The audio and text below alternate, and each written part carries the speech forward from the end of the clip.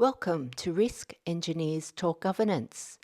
In this episode, due diligence engineers Richard Robinson and Gaye Francis discuss why your due diligence argument needs to be relevant, reasoned, and concise.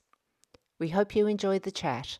If you do, please give us a rating and subscribe on your favourite podcast platform. And if you'd like more information on R2A's work or have any feedback or topic ideas, please head to the website at r2a.com.au. Hi, Richard. Welcome to another podcast session. Hi, Gaye.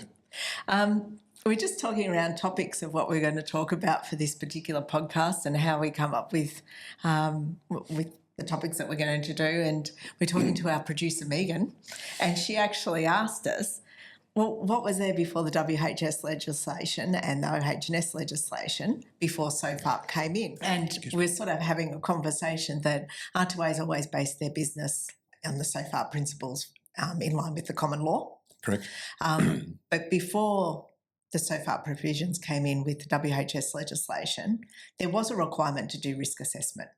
Yeah, that's right, using target levels of risk and safety. That's actually the way the legislation in most jurisdictions actually called it up.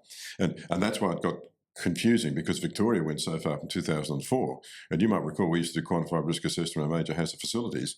And whilst the legislation basically required it to be done, that wasn't a problem. No, you had to do it. You had to do it if you want a licence to trade. But then the common law actually demanded that you use the SFAIRP approach.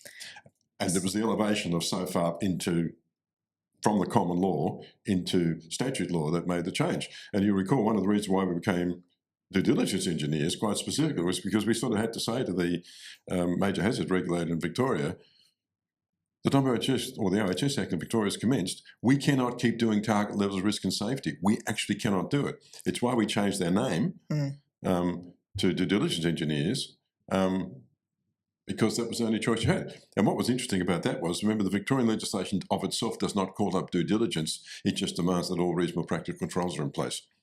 So the two principles have been existing in or coexisting in society. You know, sometimes you need to do something of the target level of risk approach to get your licence to trade, but it's never met your common law requirements. Correct. Duties. And so now by changing to the WHS legislation, that has changed that principle. And I think one of the key ones was in Victoria, why it did go to the SFAIRP approach, was people were saying, well, we've done a risk assessment and it says that the risk is low, so we don't have to put those controls in place. Correct. And something awful would happen. And the first question was asked, well, why wasn't that control in place, which is just recommended good practice? Yeah. And the comments that were coming back was, oh, we did a risk assessment and it was low, so we didn't do anything. Well, that's quite literally. I mean, in a practice, this came more from machine guarding because, somebody's lost their arm in a press, and the workplace inspector turned up and took one look at the press and said, this is an XYZ press, recognised good practice to have this form of machine guarding. Why isn't it there? And the answer came back, under the legislation, we're required to do a risk assessment. We did the risk assessment. The risk was so low, we didn't need to put the guard on it. Now, the way that often happened was the rather simple fact that they didn't use the machine very often. So the exposure was low, but somebody was actually using it. And if they got it wrong, they just lost their arm. And I think that's why we favoured the due diligence approach very, very early on, because the questions that we were being asked about were high consequence, low likelihood events. After the event. Event. And that's what the coroner and the regulators kept asking, why wasn't recognised good practice on this press? Why wasn't it done this way? Yeah. And the answer was, well, risk assessments don't work. Yeah. So that's sort of a bit of an introduction of why it's changed. But the topic of this podcast, we want to call it relevant, reasoned and concise. It comes from two aspects. It comes from an expert witness aspect, which Richard's going to talk about in a minute, but it also comes from, we are seeing so much work being done around the hazard and risk space. Yep, to develop a safety case or something like that. Develop a safety case or an argument for a project as to why they think everything's in place. And the sheer volume of work that is being done. Which is not productive. It doesn't appear productive, and it still doesn't give them a reasoned, concise or defensible case a lot of the time. Correct, and that's what you need. That's what I don't get. See, there seems to be some belief somehow, I don't know, I've never understood this, that the courts and the parliament and legislation stands aside from what engineers do. And I'm sorry, guys, that's just not the way it is. You must do everything within the context of the courts, the parliaments and the legislation, because that's what our system is. If you don't do it that way, you're just abrogating the entire point of an open, free, democratic society. And I don't think engineers believe it. I think they're all in favour of it, but they just don't seem to think about it very often. So the value that people are getting out of doing all of this work, it just doesn't appear to be there for the amount of work that's being done, as well as the cost associated with developing something. It's stupendous. It's utterly stupendous. And we just watch people spinning the wheels for no useful outcome. It just drives us completely crackers. And you sort of recall we're doing some work for government now fairly urgently. Well, perhaps we won't talk about what that is. But what seems to be surprised the people we work with, the speed with which we come to the heart of the matter and provide recommendations to fix it, seems to take people aback. Yes, it's been commented on. By different parties. And Correct. It's been rather odd. But by doing the due diligence approach, you're really putting a line in the sand and you're saying, okay, these are the issues that we have to deal with, safety issues that we have to deal with. These are our options, control options and precautions that are on the table. What are reasonable in the circumstances? It doesn't get much harder than that. Well, I think this is where it flows onto the expert witness stuff. You see, it's always been crystal clear to me, and I've been when you're doing an expert witness case, the lawyers tend to brief you and say, read this case, this might be relevant, read this case, this might be relevant. And one of the lines they always give you is what does an expert witness need to do to get it right? Okay. Now, and there's been a number of judgments by different cases. Makita versus Sproul is one that we often use, and there's a more recent one which I've just been made aware of with Judge Kefford in Gold Coast City Council versus Gold Coast Council versus Gold Coast Motorsport, I think it was. And in that last one, there were a couple of engineers who were experts, and the judge is sort of saying, I have no doubt you guys were qualified and know what you're talking about, but you didn't give me an argument I could work with. And this is part of the point about all this sort of stuff. Any argument that you put forward has to be relevant, reasoned and concise. I think the proper term for that is cogent, for those who care about the language.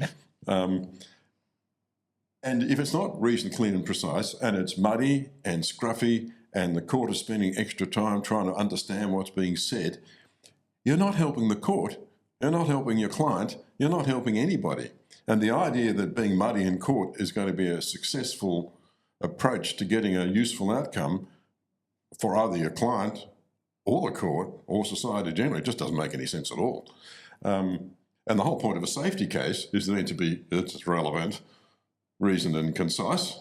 And presented in a transparent. And one of the reasons we always say, if you're putting a safety case together, it's not a bad idea to have a lawyer review it, because if it doesn't make sense to the lawyer, it's probably not going to make sense to the courts, and probably not much sense to your board either, for that matter. And guess what your board would like? A safety case that would survive post-event legal scrutiny, if nothing else, to prevent liability to said board members. And we simply don't get why the engineers aren't willing to actually consider what the lawyers require as a necessary argument. It's something we just sort of... It's a little bit frustrating. Well, they just use a standard and say, you comply with the standard, we're good. And you're going, no.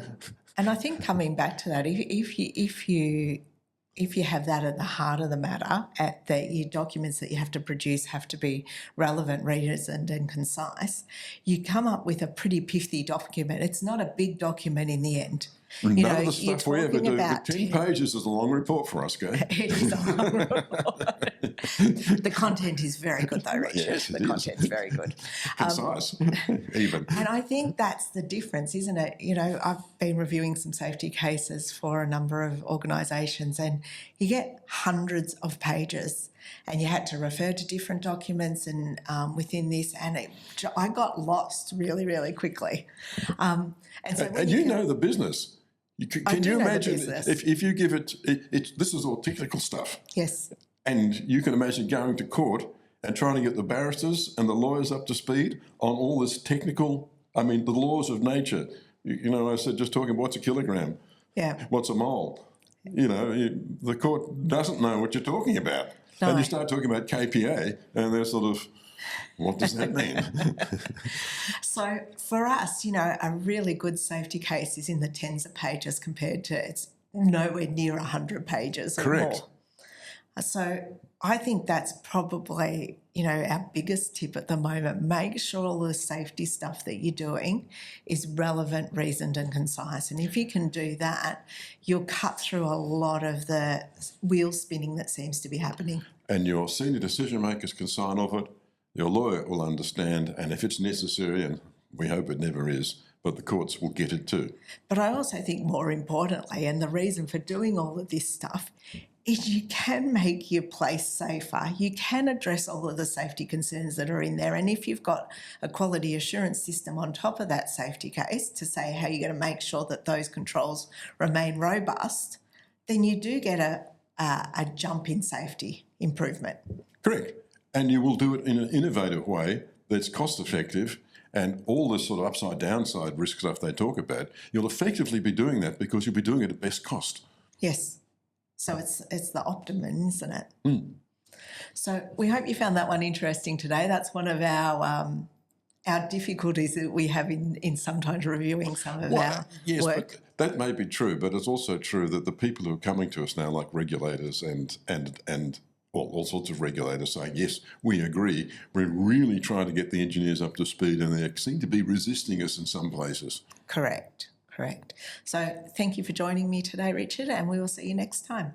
Thanks, Gaye.